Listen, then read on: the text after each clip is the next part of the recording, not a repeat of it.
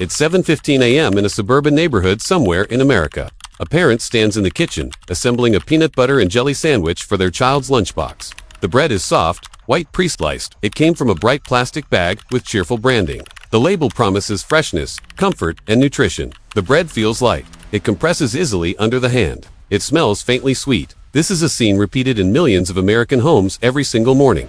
Now, walk into any U.S. grocery store. The bread aisle stretches for 50 feet or more. Dozens of brands line the shelves. Wonder Nature's Own, Sara Lee, Arnold, Oro Wheat, Brownberry, Dave's Killer Bread, store brands, organic options, whole wheat, multigrain, honey wheat, white sourdough. The variety appears endless. Each package makes a promise: freshness, nutrition, family tradition, wholesome ingredients. But here's something most American consumers never consider. Why does that loaf of bread stay soft for 3 weeks, unopened? Why doesn't it go stale after a few days like bread used to? And why, despite all the different brand names on the shelf, do so many ingredient lists look nearly identical? The bread aisle presents the illusion of choice. But when you start reading the labels, a different picture emerges. Bread is one of the most consumed foods in the United States. According to USDA data, the average American household purchases bread weekly. It's used for sandwiches, toast, dinner rolls, and countless meals. For many families, especially those with children, bread is a daily staple. School lunches, quick breakfasts, easy dinners. Bread is everywhere. Because bread is such a routine purchase, most consumers don't scrutinize what's inside the package. The assumption is that bread is simple: flour, water, yeast, maybe some salt. That's how bread was traditionally made for thousands of years. But modern commercial bread in America is a different product entirely.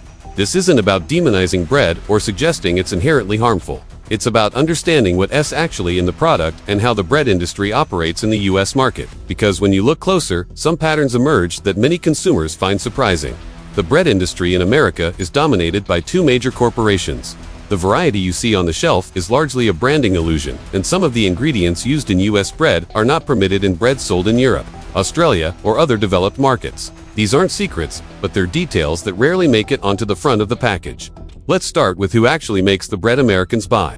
If you walk down the bread aisle and see 20 different brand names, you might assume you're looking at products from 20 different companies. You're not. The largest player in the U.S. bread market is Bimbo Bakeries USA. Bimbo is the U.S. subsidiary of Grupo Bimbo, a multinational corporation based in Mexico. Bimbo Bakeries USA controls over 30% of the American bread market. Their portfolio includes Sara Lee, Arnold, Brownberry, Oro Wheat, Entenmann's, Thomas, Freehofers, and Stroman. That's 8 major brands from one company. The second largest player is Flowers Foods, an American company headquartered in Georgia. Flowers Foods owns Nature's Own, Wonder Bread, Dave's Killer Bread, and Canyon Bakehouse. That's for more major brands.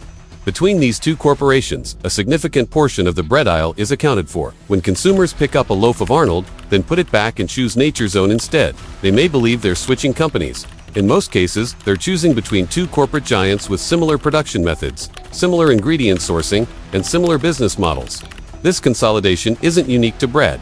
It's a pattern across the American food industry, but it's worth understanding because it shapes what's available and what's not. Now let's look at what's actually in the bread. Take a standard loaf of white bread from a major brand.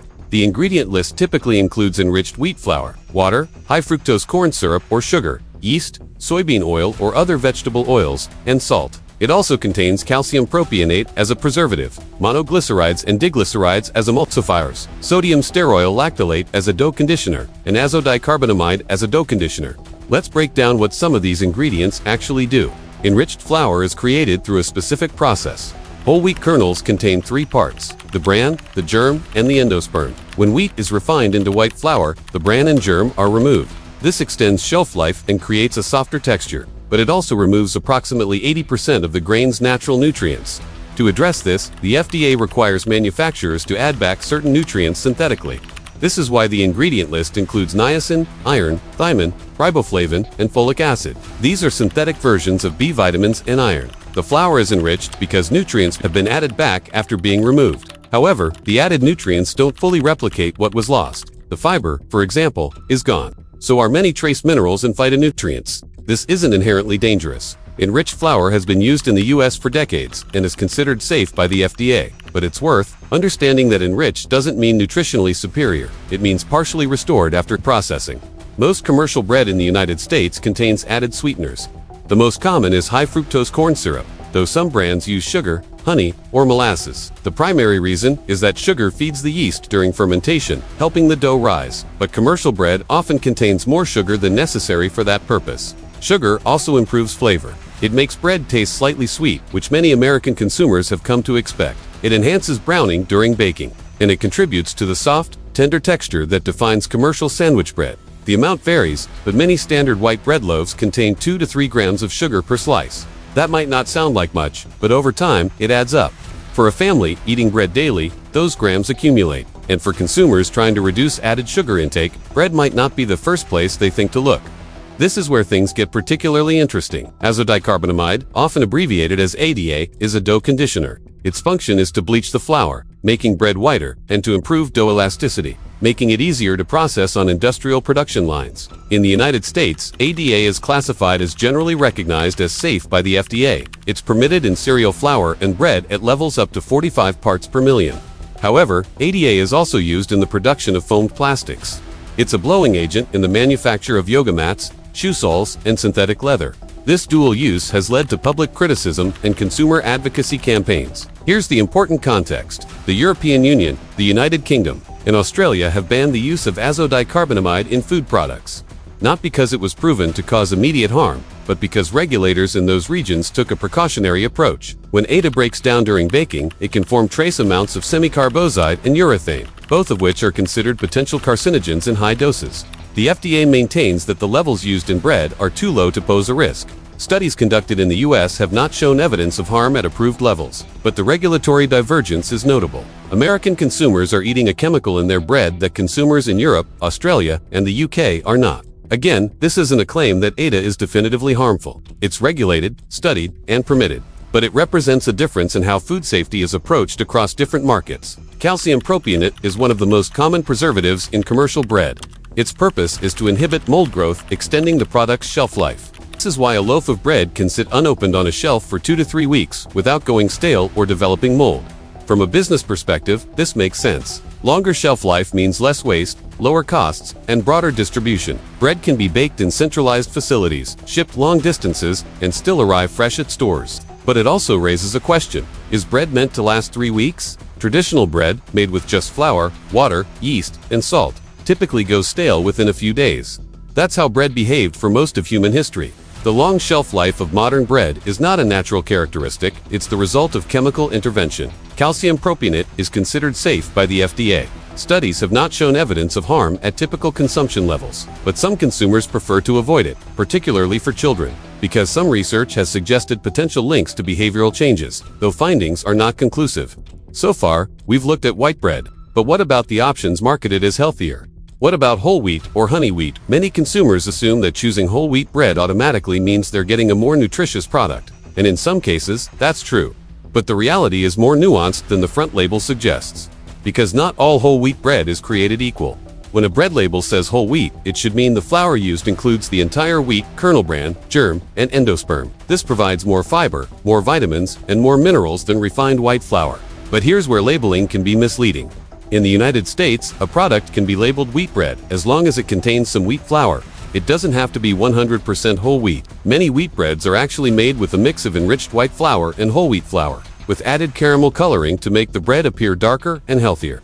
To identify true whole wheat bread, consumers should look for 100% whole wheat or 100% whole grain on the label. And the first ingredient should be whole wheat flour, not enriched wheat flour. But even 100% whole wheat bread from major brands often contains added sugars, dough conditioners, and preservatives. The ingredient lists are frequently similar to white bread, just with whole wheat flour instead of enriched flour. For example, a popular brand's 100% whole wheat loaf might contain whole wheat flour, water, high fructose corn syrup, wheat gluten, yeast, soybean oil, salt, calcium propionate, monoglycerides, sodium stearoyl, lactolite, and azodicarbonamide. It's better nutritionally than white bread because of the fiber content, but it still contains many of the same additives. Not all bread in American grocery stores is made the same way. Some brands have intentionally positioned themselves as alternatives to the standard industrial model.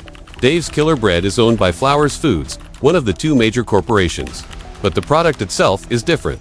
Dave's uses organic whole grains, no high fructose corn syrup, and no artificial preservatives. The ingredient lists are shorter. The bread contains more fiber and protein per slice, and it does not contain azodicarbonamide. It is more expensive, often $5 to $7 per loaf compared to $2 to $3 for standard brands, but many consumers consider it worth the price for cleaner ingredients. Ezekiel bread is made by Food for Life, a California-based company. It's fundamentally different from most commercial bread. Instead of flour, it uses sprouted whole grains and legumes. The sprouting process breaks down some of the starches, making nutrients more bioavailable and easier to digest. Ezekiel bread contains no flour, no added sugar, and no preservatives. The ingredient list is remarkably short: organic sprouted wheat, organic sprouted barley, organic sprouted millet, organic sprouted lentils, organic sprouted soybeans, organic sprouted spelt filtered water, sea salt, yeast. It's denser and less sweet than standard bread.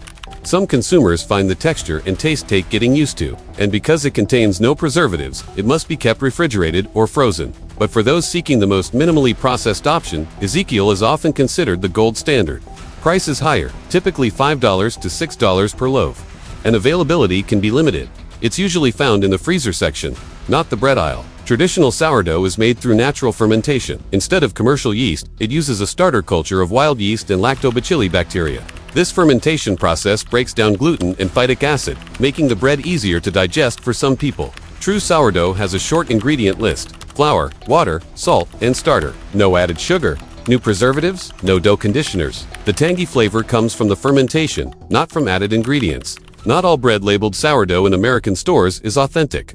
Some brands add commercial yeast and artificial sourdough flavoring to speed up production. To identify real sourdough, consumers should check the ingredient list. If it contains commercial yeast or preservatives, it's not traditional sourdough. Local bakeries often make the best sourdough, but some grocery stores carry genuine versions, particularly in the bakery section. Price varies, but it's typically $5 to $8 per loaf. Many grocery chains now offer their own organic or natural bread lines. These vary in quality. Some are genuinely cleaner, with shorter ingredient lists and no controversial additives. Others are simply rebranded versions of the same industrial bread, with minimal changes. The key is to read the ingredient list. A store brand, labeled organic or artisan, is unnecessarily better unless the ingredients reflect that. So what should consumers actually look for when buying bread? The front of the package is marketing. The back of the package is where the actual information is. Bread with fewer ingredients is generally closer to traditional bread. Ideally, the list should include flour, water, yeast, and salt. Additional ingredients like seeds, honey, or oil are common and not necessarily problematic. But if the list contains more than 10 ingredients, many of which are unfamiliar, it's worth questioning what's inside. Ingredients are listed in descending order by weight. The first ingredient is what the product contains the most of. If the first ingredient is enriched wheat flour, the bread is made primarily from refined flour. If the first ingredient is whole wheat flour, that's a better sign. If sugar or high fructose corn syrup appears in the top 3 ingredients, the bread contains a significant amount of added sweetener. Labels like wheat bread or multigrain don't guarantee whole grains. The specific phrase 100% whole grain or 100% whole wheat indicates the flour used is not refined. This provides more fiber and nutrients. The Nutrition Facts panel lists total sugars per serving. For bread, a serving is typically 1 or 2 slices. Ideally, bread should contain less than 2 grams of sugar per slice. Anything above that suggests added sweeteners beyond what's needed for fermentation. If the bread can sit on a shelf for 3 weeks, it contains preservatives. Calcium propionate is the most common. Some consumers prefer to avoid it, particularly for young children. Without preservatives typically requires refrigeration or freezing and will go stale within a few days. Organic certification means the bread is made without synthetic pesticides, GMOs, or certain additives. It doesn't automatically mean the bread is healthier in all respects. Organic bread can still contain added sugar and salt, but it does eliminate some concerns about chemical residues and controversial dough conditioners like ADA. Cleaner ingredients often cost more. That's the reality of the market. A $2 loaf of white bread is inexpensive because the ingredients are inexpensive: refined flour, corn syrup, soybean oil, and preservatives. A $6 loaf of organic sprouted grain bread costs more because the ingredients cost more. For families on tight budgets, this presents a challenge. Not everyone can afford $6 bread, but even within budget constraints, there are better and worse options. Choosing 100% whole wheat store brand bread over white bread is an improvement, even if it's not the most expensive organic option. The bread aisle in an American grocery store offers variety, but much of that variety is superficial. The same 2 corporations produce the majority of the brands. The same ingredients: enriched flour, high fructose corn syrup, preservatives, dough conditioners appear across different labels. The packaging changes, but the product often doesn't. This isn't a conspiracy. It's simply how the modern food industry operates. Consolidation allows for economies of scale. Standardized ingredients reduce costs. Long shelf life minimizes waste. From a business perspective, it makes sense. But from a consumer perspective, it's worth understanding what you're actually buying, because the front of the package promises freshness, nutrition, and tradition. The back of the package tells a different story. Some consumers will read this and decide to seek out alternatives: Dave's Killer Bread, Ezekiel sourdough from local bakeries. Others will continue buying the brands they've always bought, but with a clearer understanding of what's inside. And some will decide that the convenience and price of standard bread outweigh the concerns. All of those are valid choices. The goal of this content isn't to tell people what to eat. It's to provide the information that allows them to make informed decisions. Because when you know what's on the label, you have the power to choose what works for you and your family. The bread industry isn't going to change unless consumer demand changes. And consumer demand won't change unless consumers understand what they're actually consuming. That's where awareness starts. This type of content doesn't exist to create fear. It exists to create understanding. Because understanding is the foundation of informed choice. An informed choice is what every consumer deserves.